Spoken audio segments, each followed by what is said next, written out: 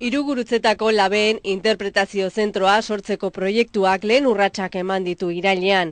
Teusa enpresari esleitu zaio inguruaren egokitze lanak burutzeko proiektuaren erredakzioa. Irungo udalak eta Behemendi Landa Garapen Elkarteak ekimen hau abian jarri dute.